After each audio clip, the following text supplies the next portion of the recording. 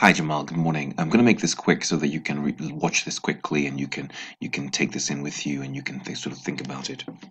Okay, I'm just gonna. I can't even see the question. I mean, I've done it on my page, and I'm just gonna walk through it very quickly so that you can see what's going on.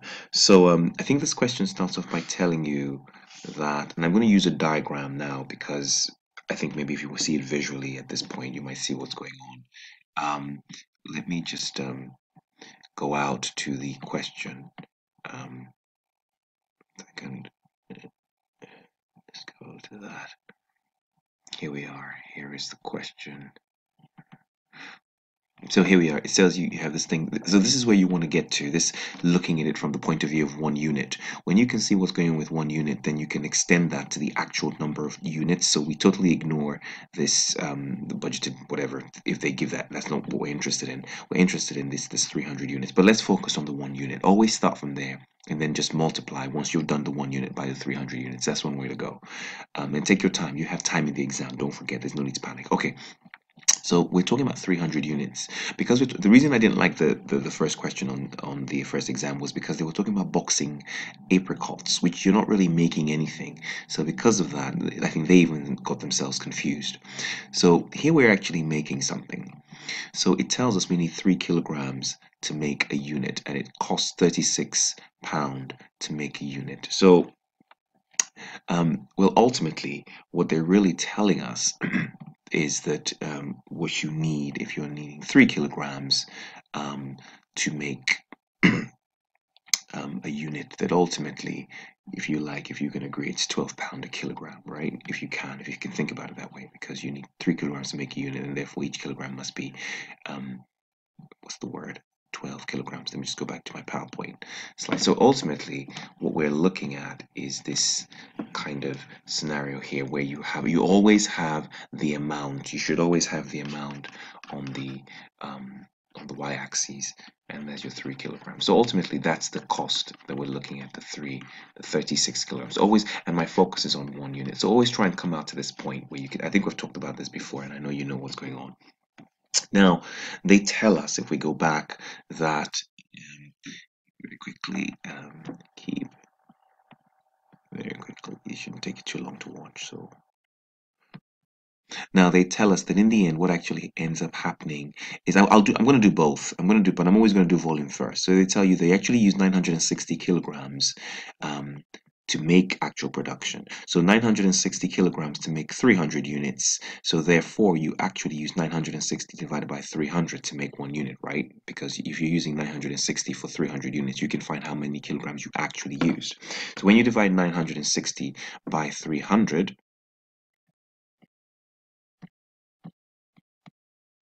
yes, when you divide 960 by 300, you actually get 3.2 kilograms. So you actually used 3.2 kilograms. This is what you actually did to make a unit. Now, in terms of usage, you have used 0.2 kilograms extra to make a unit. Now, you made 300 units. So that's the total amount you actually used to make a unit. Now, remember, since we're just focusing on volume or efficiency, this is multiplied by the standard cost or what we expected it to be. And this, you're not asked this question, or you probably are, I'm not sure, we'll go back in a second, but this is the usage variance, £720. This is where we're going. We just want to know what the volume difference was. I'm just going to change my pen color now. Um, yeah, right. Okay, great. Now I'm going to look at price. So they tell us very quickly, going to what I'm looking at here.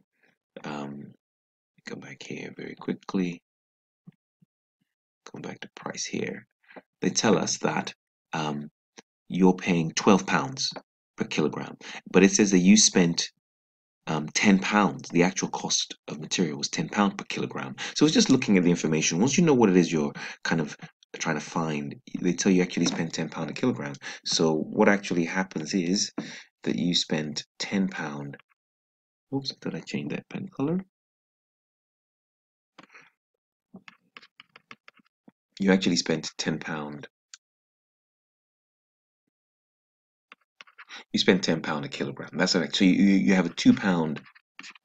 You go out there and you buy some cheaper material or whatever it is, I don't know, or whatever deflation or bulk supply, a bulk purchase, or there's just an increased supply of that product in the market, or you're buying from overseas and your exchange rates have gone in your favor, whatever it is. So you're buying £10, so you're making £2 on every single unit that you're buying to make a unit. So you're using 3.2 kilograms, and you've therefore made, if you like, a positive kind of variance here of £2 on that. So you have a £2 saving on the 3.2 kilograms. Now you made 300 units, of course, so you multiply 300 units and you will arrive at 1920. I don't think you're asked this, but that's kind of how you'd have done your price variance, and that would have been your volume variance, right? Oops, sorry. And that would have been your volume variance. Okay, great. Let's go on to the next one. Keep new slide. Okay, great. So let's read the question really quickly now that we're here, so that when we go on to this, when we go on to the next one, we will see what we're looking at here. So here we're talking about labor now. We're told that we're using 1.5 hours, so that's kind of our volume, and we're paying £22.50. So we need to find out what it is. Well, £22.50 divided by the 1.5 is what we need to find, because that tells us what the cost is, if you like, per hour, right? So let's kind of take this up and let's come over here again. So I'm using 1.5 hours and at £22. So that overall that's 15. When I divide the £22, the £22.50, I believe, whatever it was, by the 1.5, I'm going to get £15. So I'm getting £15 per hour times the 1.5 hours, right? That's what's going on. That's what we budgeted for a unit. That's 15 times the 1.5. That's what we think. So I guess the question is, again, if I'm looking at volume, my focus is, well, how many hours did I actually use to make a unit? So let me go back and check. Let me keep this. If I go back and have a look, I will see that, excuse me. Oops. All right.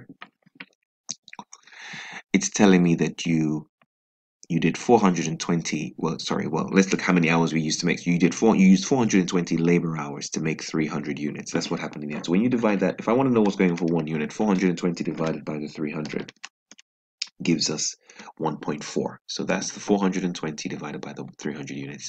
So I used 1.4 hours to make one unit. So let's go back here. So you did, again, 420 divided by 300 units, right, gives you 1.4, right? So that's the 1.4. So you actually use less. You use 1.4 hours.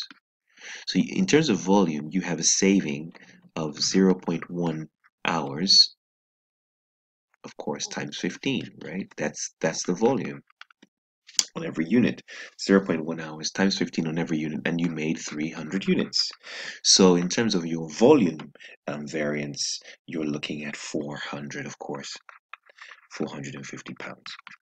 That's what's going on here. That's your volume variance. Now let's look at your price variance, and we are told that we can go back again and and look at that. And what do we see? Let's just quickly head over there very quickly. And we see here that it says here that you're paying direct labor 1.5, so £22. Yeah, so it says that you paid 7,140 for 420. So I can tell you what the price is of each labor. So 7,140 divided by 420, and that's £17. So take that 7,140 divided by the 420, and then you have 17 pounds. So you have 7,140 divided by the 420 gives you £17. So you actually spend more. Oh, sorry, there. You spent more, 17. It's £2 more on your actual hours, right? Because that's exactly what's happening. Remember that the real curve looks like this. The real curve actually looks like what actually happened was 1.7 and 1.4. What you started off was this. So what we've done in two stages is, first of all, we found volume, and now we're finding price. So that's the £2 times the 1.4 hours, right? And that's, if you like, per unit. So if you multiply this by 300 units, you arrive with £840. And that's your labor rate variance.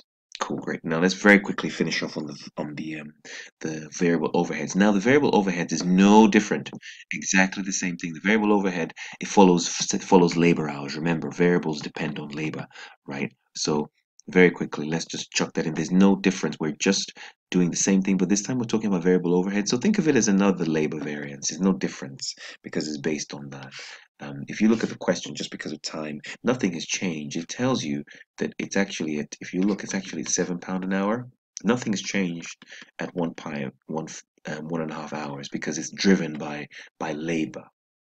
It's driven by labor. If you do the 7 times 1.5, if you look at your question, you will see that you have £10.50. So that £10.50 was the full charge of a unit, but you use 1.5 hours. So variable overheads, every time you see that, just treat it like a normal labor variance. You can find the variable overhead price variance in the same way you would find your labor variance. So what am I saying? In exactly the same way you end up using 1.4 hours, exactly the same thing as labor, you have 0.1 in exactly the same way you would do that, and you have the 0.1 times 7. Of course, you make 300 units, and then you get your £210. And you would do the same thing to compare it with the actual, um, to calculate that. So your actual would, why don't we just finish up? I haven't even, let's keep and let's go there. Because you might be asked that as well. Who knows? But it's the same principle. So here you have 420 um, labor hours, direct labor hours worked for a total of 7140. Um, so we're not given, in this question, we're not given the overhead, variable overhead total in terms of cost. We're not given the actual, right? So we can't do that. So that's fine. They haven't given that to us, and that's how you do that, and that's how you go with that. So I hope that's been helpful in tackling this thing. Okay, great stuff. Good luck.